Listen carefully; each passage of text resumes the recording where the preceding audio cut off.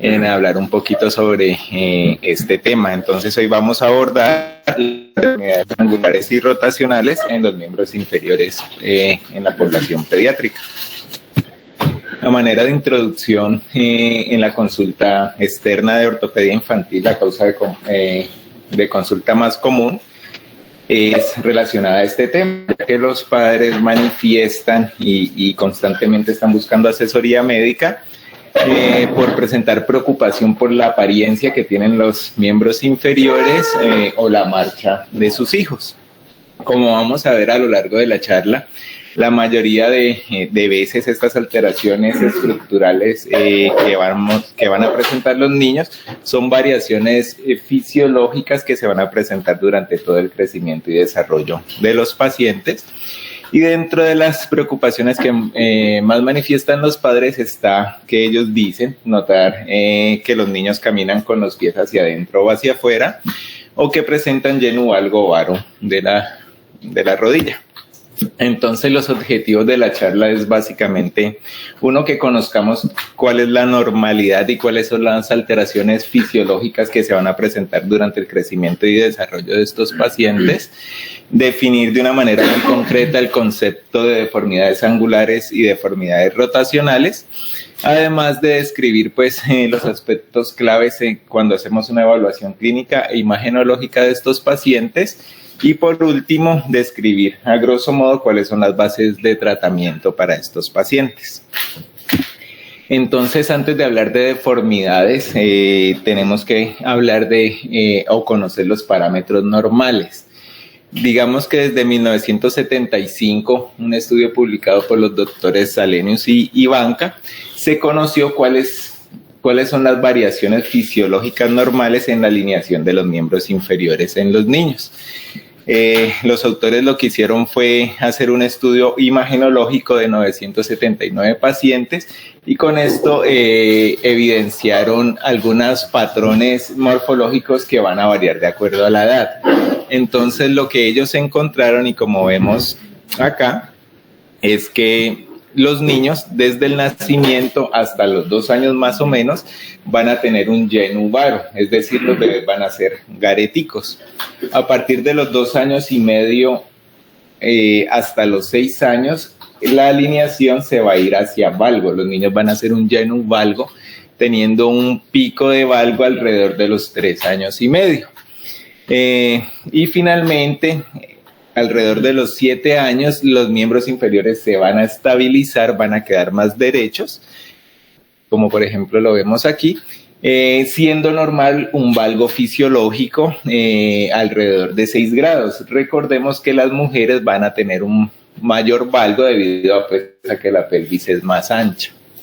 Entonces aquí vemos algunas de las imágenes publicadas por los autores, en las que vemos que en los bebés o en los niños menores de 2 años, ellos van a ser varos, y eso va a ser algo completamente normal. Ellos van a ser gareticos, van a presentar un valgo alrededor de los 3, 4 años, y van a generar una estabilización de su perfil angular alrededor de los 7, 8 años.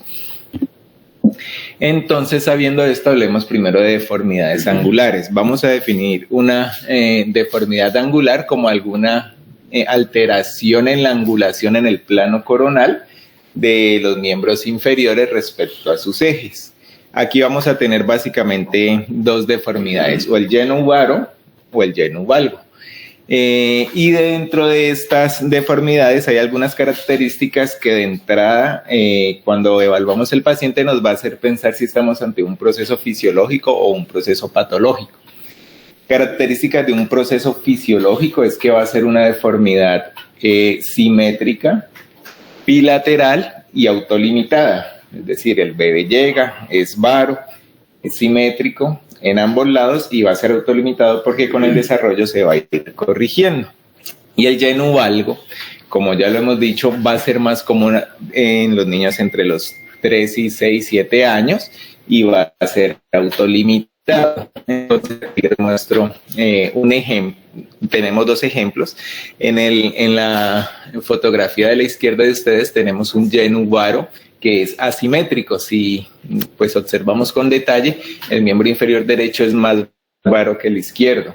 Y en este lado tenemos igual, un genu valgo que es asimétrico, estando más comprometido el miembro inferior izquierdo. Entonces, con estas imágenes de entrada debemos pensar que este paciente tiene una deformidad angular patológica y que requiere pues estudios adicionales. Entonces, como lo hemos dicho, este es el motivo de consulta más común en los servicios de ortopedia infantil. La mayoría de veces va a estar asociada a fenómenos fisiológicos normales y es muy importante que conozcamos la normalidad porque a lo largo de la historia de la ortopedia estas alteraciones angulares han traído o han llevado a que se hagan tratamientos en algunos casos innecesarios que van a generar un impacto negativo en los pacientes. Entonces, cuando tenemos un paciente, como lo hemos visto, el objetivo básicamente de la evaluación clínica es tratar de discernir si estamos ante un proceso fisiológico o patológico, y con esto vamos a ir orientándonos hacia, viendo las características normales, hacia diagnósticos diferenciales si estamos pensando en alguna patología. Las causas más comunes de genu varo es o raquitismo, hipofosfatémico, enfermedad de Blount u obesidad. Y para el genu valgo, las características las etiologías más comunes del genu valgo fisiológico va a ser trauma, patológico, sí, trauma, antecedente de infección u obesidad, igualmente. Entonces, si estamos ante un paciente que estamos pensando en un proceso patológico, debemos tratar de estudiar buscando estas causas etiológicas. Lo primero que debemos hacer en la consulta o lo primero que debemos preguntarle a los padres es cuáles son las preocupaciones que ellos tienen y cuáles son las expectativas que ellos tienen de la consulta, ya que como hemos visto la mayoría de los pacientes que nos van a llegar son procesos fisiológicos y necesitamos entender las preocupaciones de los padres para poder encaminar la educación a resolver esas preocupaciones y lograr pues tener una consulta exitosa. En estos pacientes debemos indagar también los antecedentes prenatales, perinatales, indagar sobre los hitos del desarrollo psicomotor de estos pacientes. Debemos buscar antecedentes familiares de deformidades musculoesqueléticas y además indagar por qué síntomas asociados puede presentar el paciente, como dolor o cojera, pues limitación funcional.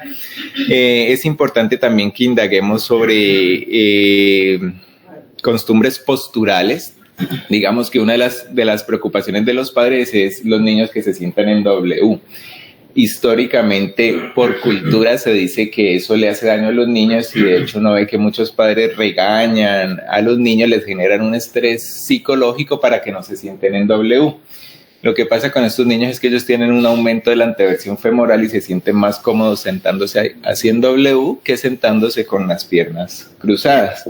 Como vamos a ver más adelante, estas posturas no tienen ninguna relevancia en el desarrollo de los miembros inferiores. Entonces aquí tenemos fotos clínicas para que recordemos cómo es la alineación normal y los cambios angulares normales que se van a presentar durante el desarrollo. Recordemos, los niños nacen garetos, nacen varos. Alrededor de los 2 años empiezan a irse hacia valgo, teniendo un pico de genu valgo entre los 3 y los 4 años, cuando van a estar con las rodillas completamente pegadas, y generando una estabilización de los miembros inferiores alrededor de los 7 años. Lo normal es que quedemos un poquito valgo, siendo más valgas las mujeres. Entonces, en el examen físico también es importante que identifiquemos si hay algunas características que nos hagan pensar en una etiología sindromática. Evaluemos la piel pensando en enfermedades neuromusculares, así como la talla de los pacientes, la proporción de los segmentos corporales, tratar de identificar si hay simetría, sobre todo porque esto nos puede orientar hacia una deformidad angular secundaria a un problema femoral, como un fémur corto congénito. Tratar de identificar si hay discrepancias de longitud y por último hacer el perfil angular y rotacional de estos pacientes. ¿Cómo vamos a objetivizar clínicamente el perfil angular? Son 2 medidas muy sencillas. vamos a poner al paciente pues en bipedestación con los miembros inferiores juntos. Si vamos a evaluar un genuvaro, vamos a medir la distancia intercondilia, que es básicamente con el paciente de pie, los dos maléolos mediales tocándose, vamos a medir la distancia que hay entre el cóndilo femoral medial bilateral. Y si es al contrario, si vamos a evaluar un genuvalgo, lo que vamos a hacer es que el paciente se va a parar igual, los dos cóndilos femorales se van a tocar y vamos a medir la distancia que hay entre los dos maléolos mediales.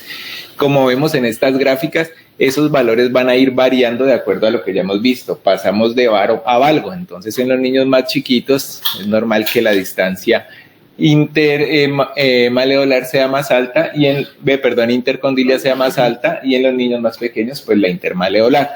Pero a grosso modo la manera de uno aprenderse eso sencillo es: ambas distancias deben ser menores a 6 centímetros. Si se pasan de 6 centímetros, debemos de pensar de que estamos ante una deformidad grotesca que va a requerir estudios adicionales. Y otra de las medidas que podemos hacer es el ángulo tibio-femoral, que es básicamente medir el ángulo que se forma en la intersección de una línea que va por el eje longitudinal del fémur y el eje longitudinal de la tibia. Entonces, en cuanto al estudio imagenológico, el estudio de elección va a ser las radiografías panorámicas de miembros inferiores con apoyo y con patelas centradas al frente. Algo importante cuando uno pide este examen y que hacemos en la consulta de ortopedia infantil es hacer una plantilla con hojas en blanco con la forma de los pies del niño, con el fin de garantizar de que cuando vayan a tomarle la radiografía, las patelas queden orientadas al frente. Entonces nosotros en consulta hacemos la plantilla, se la damos a la mamá, le explicamos cómo usarla para que se la pongan el día que le van a tomar la radiografía. Esta radiografía debe incluir una evaluación desde la pelvis hasta los pies y va a ser útil porque nos va a permitir identificar la relación entre los ejes anatómicos y mecánicos pues, de los miembros inferiores. Aquí vamos a hacer unas medidas también sencillas.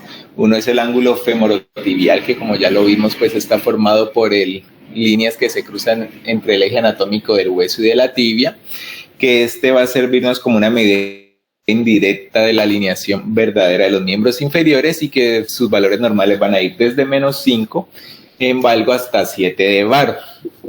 Y otra medida muy sencilla es ver la relación que tiene la rodilla con el eje mecánico de la extremidad. Recordemos que el eje mecánico de los miembros inferiores va a pasar desde el centro de la cabeza femoral hasta el centro del tobillo. Lo normal es que en la rodilla, si dividimos los platillos tibiales en 3 tercios, esta línea corta el tercio medio de los platillos tibiales. Como sabemos que lo normal es que también podemos tener un poquito de valgo, hasta 6-7 grados de valgo, este centro de la rodilla puede irse 6 o 7 centímetros hacia medial del eje mecánico. Si la línea pasa por fuera de estos parámetros, sabemos que estamos ante alguna deformidad angular de los miembros inferiores. Entonces, en estas imágenes vemos igual. El lado derecho es una extremidad con una alineación normal en el que vemos que el centro de la rodilla está pasando a 2-3 centímetros del eje mecánico de la extremidad, pero vemos que en el lado izquierdo esta distancia aumenta. Probablemente este genuvalgo asimétrico que tiene el paciente es secundario al antecedente de trauma que tiene acá, que vemos que tiene material de osteosíntesis. Cuando estamos pensando en etiología sindromática o metabólica, debemos pues ampliar los estudios en busca de otras anormalidades. Entonces aquí vamos a requerir un perfil metabólico que va a ser básicamente un perfil fosfocálcico, en el que vamos a tomar calcio sérico, fosfatasa alcalina, fósforo. Recordemos que una causa importante de estas deformidades va a ser el raquitismo. En ese orden de ideas debemos estudiar también los niveles de vitamina D y, si es pertinente, los niveles de PTH.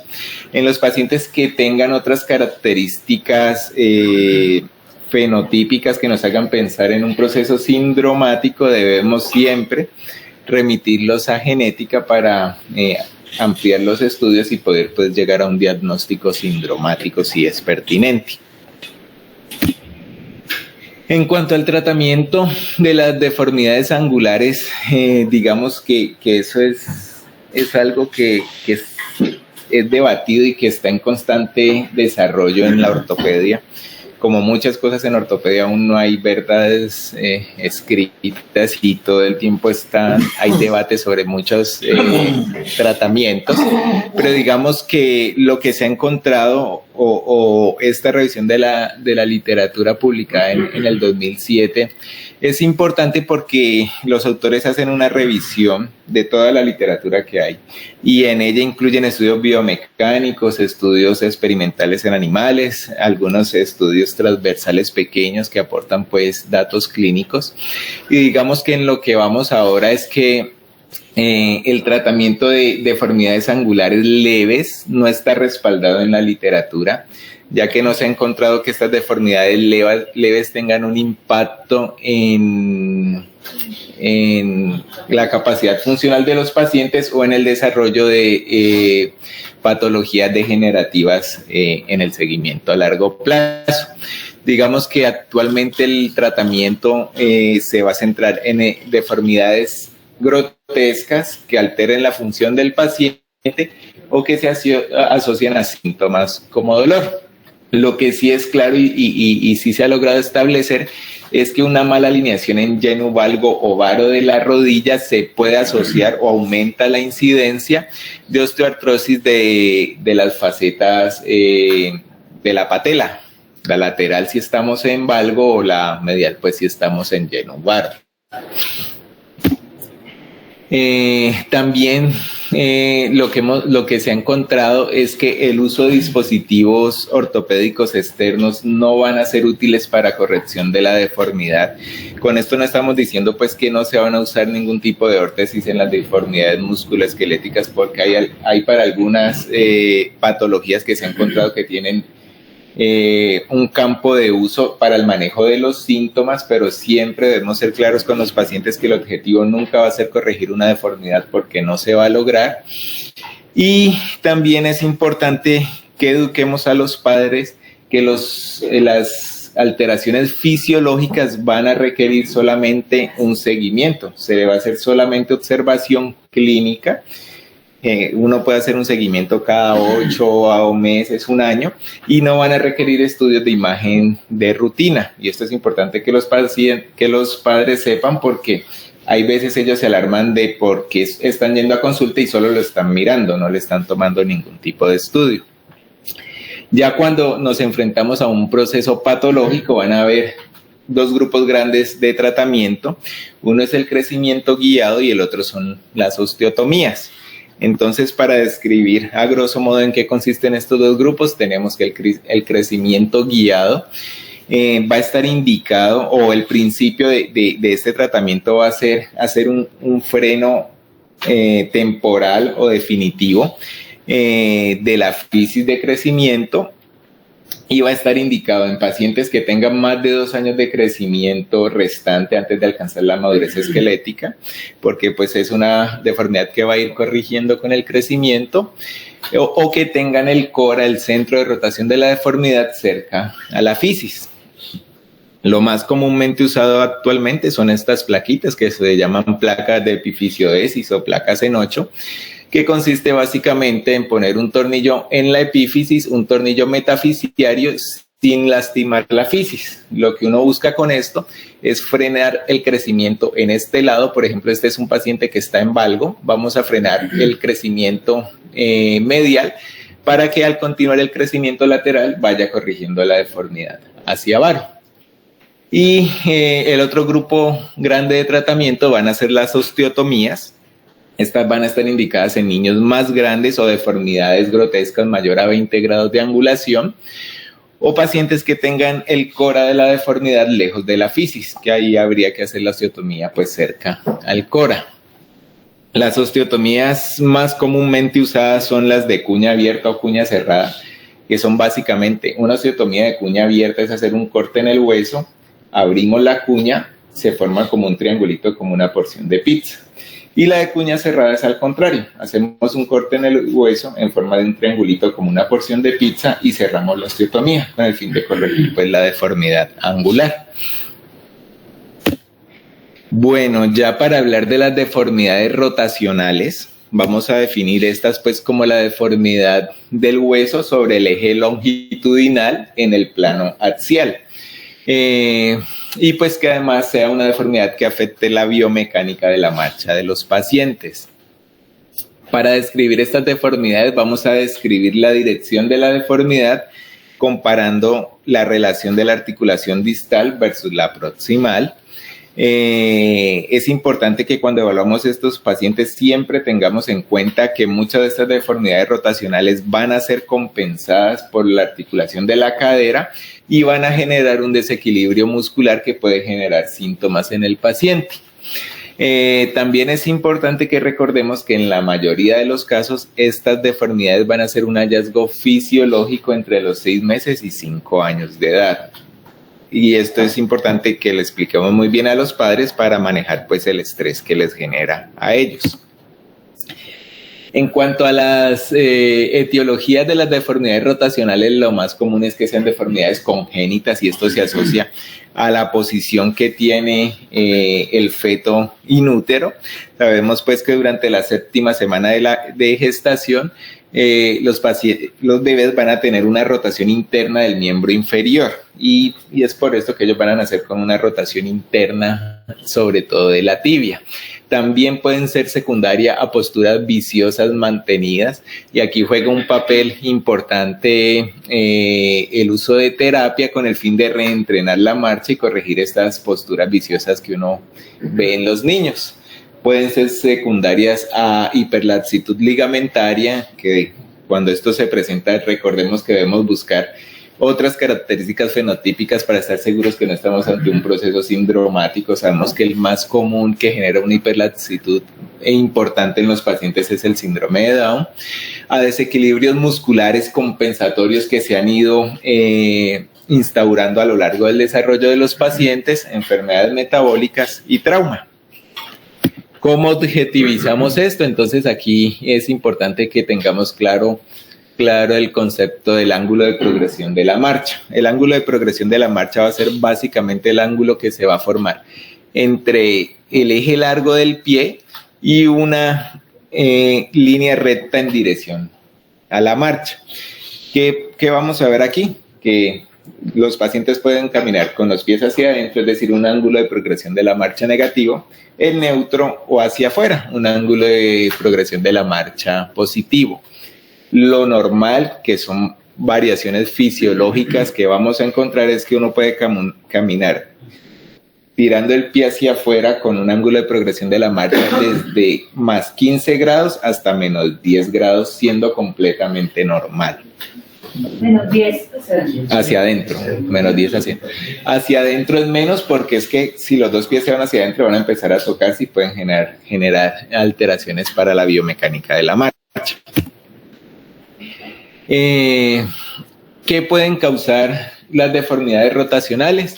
Lo más común es la versión femoral. Recordemos que el concepto de versión femoral es la relación angular que va a haber entre el eje del cuello femoral y el eje transcondilar del fémur. Sabemos que esto cambia durante el desarrollo, siendo lo más común una anteversión femoral aumentada entre 30 y 40 grados al nacimiento, que va a ir disminuyendo hasta llegar a 15 grados en la madurez esquelética, que es lo que tenemos pues la mayoría de los adultos. ¿Qué más le podemos decir de esto? Yo creo que ahí está claro. ¿Cómo identificamos esta anteversión o esta versión femoral? La manera de hacerlo clínicamente más sencilla es poner al paciente en decúbito prono y hacer rotaciones de la cadera. En términos generales, las caderas deben rotar 45 grados hacia externo y hacia interno. Si vemos que hay un cambio de esto, debemos pensar que hay un cambio o una alteración en la versión femoral. Por ejemplo, este paciente vemos que él cuando está rotando hacia adentro, está rotando más o menos unos 35, 40 grados, pero cuando hacemos rotación interna, hacia afuera está rotando más o menos 30, 45 grados, pero cuando hacemos rotación interna, vemos que está llegando más o menos a 60 grados. Entonces, de entrada sabemos que este paciente tiene un aumento de la anteversión femoral. Lo más común de estos pacientes son los niños que se van a sentar en W y que esa es una preocupación que van a manifestar los padres, les preocupa la manera como se sienta el niño. Nosotros debemos explicarle que eso es algo normal, los niños nacen con un aumento de la anteversión femoral que va a ir corrigiendo y que va a tener una resolución espontánea alrededor de los 8 años. Y también es importante que les expliquemos que los dispositivos ortopédicos externos no tienen cabida en estas deformidades, ya que no van a corregir la deformidad y sí van a generar un impacto negativo y un estrés psicológico en los niños, sobre todo por el bullying pues, que van a sufrir en la edad escolar. Digamos que el tratamiento quirúrgico estaría reservado para niños grandes, mayores de 8 años, que tengan una deformidad residual marcada con un aumento de la anteversión mayor a 50 grados y un aumento de la rotación interna clínica mayor a 80 grados, ya que aquí vamos a tener repercusiones en la biomecánica de la marcha. Pero así como hay anteversión, hay retroversión femoral. Esta es común en niños más pequeños, en los recién nacidos, después del aumento de la anteversión. Estos van a ser los pacientes que caminan pues como Charles Chaplin, que vemos, caminan con los pies hacia afuera y que tienen disminuidos una rotación interna de la cadera. Cuando encontramos un aumento de la retroversión femoral, puede ser normal en niños menores de 3 años. Si encontramos estos hallazgos en niños mayores de 3 años, debemos estudiarla, porque aquí ya podríamos estarnos enfrentando ante un proceso patológico asociado a deformidades propias del fémur. Desde el punto de vista clínico, ¿cómo vamos a evaluar la retroversión femoral? Vamos a hacer el test de angulación de la prominencia trocantérica, que es básicamente teniendo al niño en prono, con una mano, con esta mano vamos a identificar la parte más prominente del trocánter mayor en la cadera y vamos a hacer rotaciones de la misma. Cuando sentimos más prominente el trocánter mayor, quiere decir que el cuello femoral está paralelo al piso. Entonces vamos a medir el ángulo que se forma entre la posición de la pierna, el eje mecánico de la pierna, y una línea vertical paralela al eje longitudinal del muslo. Con esto vamos a saber cuántos grados de retroversión o anteversión femoral tiene el paciente. Sirve para ambos. Ya, si la marcha con los pies hacia adentro o hacia afuera no es dependiente de la cadera, debemos evaluar la tibia. La torsión tibial interna va a ser la causa más común de caminar con los pies hacia adentro, antes que la anteversión femoral. Y aquí clínicamente lo primero que nos va a hacer pensar que estamos ante una torsión tibial interna es que cuando ponemos a caminar al paciente, él va a caminar con los pies metidos hacia adentro, pero las patelas mirando hacia el frente. Entonces, si las patelas están mirando hacia el frente, sabemos que la cadera no está generando ninguna deformidad rotacional y que probablemente la deformidad está por debajo. Ese tipo que va a ser torsión tibial interna. ¿Cómo objetivizamos esto clínicamente? Ponemos al paciente en prono con la rodilla flexionada a 90 grados y medimos el ángulo que se forma entre el eje largo del pie y el eje anatómico del muslo. Esto, como vimos, puede variar y puede ser normal un ángulo entre 15 grados a menos 10 grados de rotación interna. ¿Qué más tengo por ahí? Listo, por ahí vamos bien. La torsión tibial interna, como es la deformidad más común, y esto se debe a la posición que tiene el feto inútero, va a resolver normalmente antes de los 5 años de edad. Ahí lo que debemos es explicarle a los padres que estamos ante un hallazgo normal, que solamente debemos vigilarlo para ver cómo se va comportando y que debe saber que si el niño queda con una ángulo de progresión de la marcha interno menor a 10 grados es normal y eso no le va a generar ninguna limitación funcional, va a poder practicar el deporte que quiera y no requiere ningún tratamiento adicional. Al igual que, como lo hemos visto en la charla, en este momento los dispositivos ortopédicos tampoco funcionan para corregir la deformidad, no van a impactar en la progresión o resolución de la deformidad y sí van a tener un impacto psicológico negativo en los niños. Y al igual que como vimos antes, la cirugía va a estar reservada para pacientes mayores de 8 años que tengan una deformidad residual importante con un ángulo de progresión interno mayor a 15 grados, ya que esto sí puede generar alteraciones de la biomecánica de la marcha, porque los dos pies, pues si miran hacia adentro, puede tropezarse más fácil. Así como existe la torsión tibial interna, existe la torsión tibial externa. Generalmente esta se va a presentar entre los 3 y 4 años de edad. Va a ser el paciente pues que camina con los pies hacia afuera, como tenemos en esta foto. Igual la objetivización de clínica la vamos a hacer con el ángulo muslo-pie que ya vimos. Y esta deformidad rara vez va a requerir tratamiento. Si requiere tratamiento se haría igual después de los 8 años y sería para aquellos pacientes que tienen una persistencia de una deformidad severa que genera limitación funcional. En términos generales, limita mucho más caminar con los pies hacia adentro que hacia afuera. Es por eso que, por ejemplo, en trauma, cuando uno va a hacer una osteosíntesis, prefiere que el pie vaya a quedar hacia afuera que hacia adentro. Si va a arriesgarse a una deformidad rotacional, porque esto tiene menos implicaciones funcionales.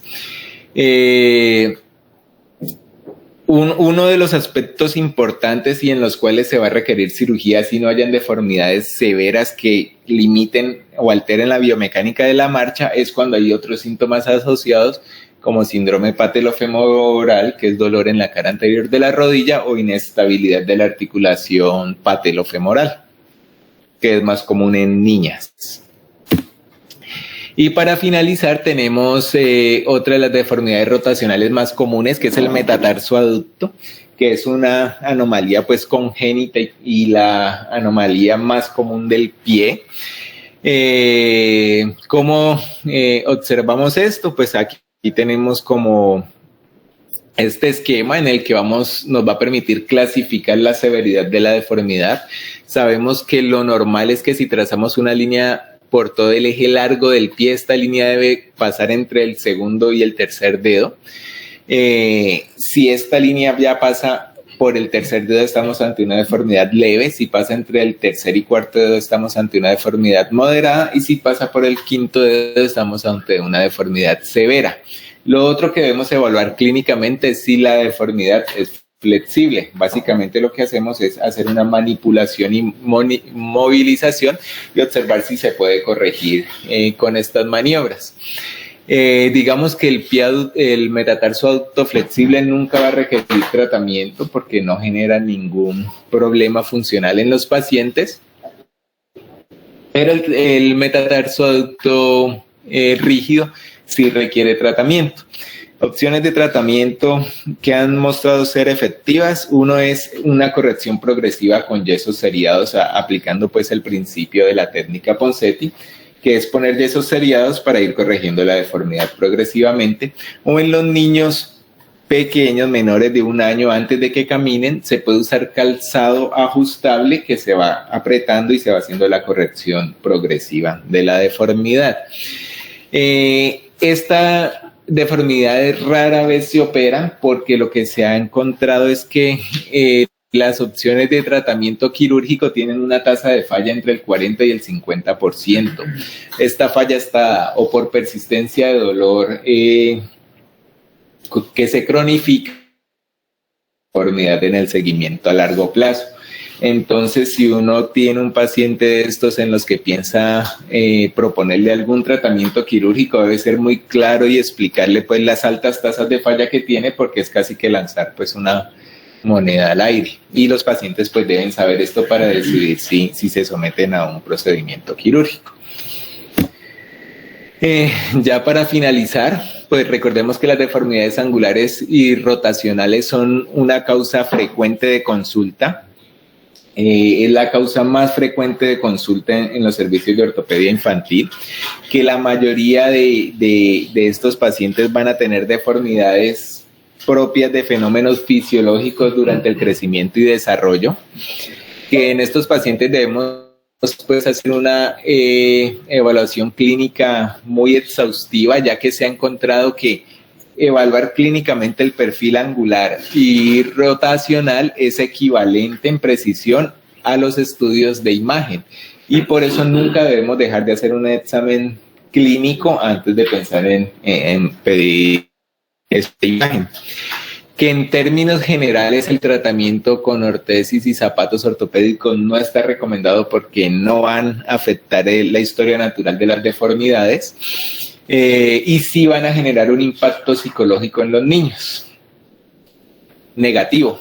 Que el tratamiento de estos pacientes va a estar enfocado en hacer un seguimiento periódico con el fin de vigilar de que estas deformidades correspondan a un proceso fisiológico.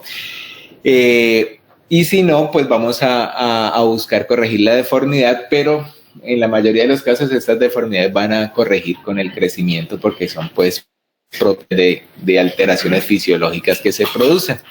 Y es por esto que la cirugía va a quedar indicada solamente en deformidades angulares que afecten la funcionalidad del paciente o que se asocien a síntomas como dolor o inestabilidad de la articulación femoropatelar.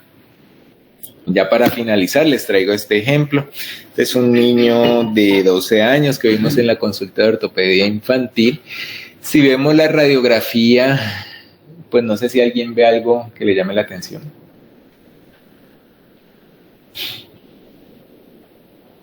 Realmente uno las ve y no hay nada que salte pues a la vista. Lo difícil del lado de la tibia del lado izquierdo no está cerrado.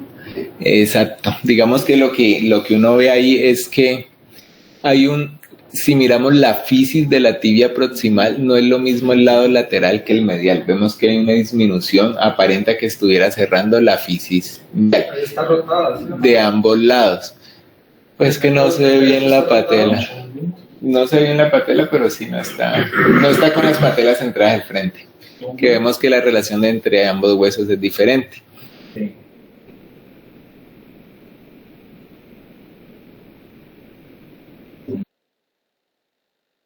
Lo que se forma entre el eje mecánico de la tibia y la línea epifisiaria, vemos que está aumentado. Debe ser menor a 16 grados, aquí está en 90 menos 73, en 17 grados. Pero clínicamente este paciente estaba así. Que vemos que de entrada es un niño de 12 años que ya no debería estar en varo y que tiene una deformidad grotesca, entonces sabemos que estamos ante un proceso patológico y sí es una enfermedad de Blount que se presentaba en este paciente. Bueno, eso es lo que traía para hoy.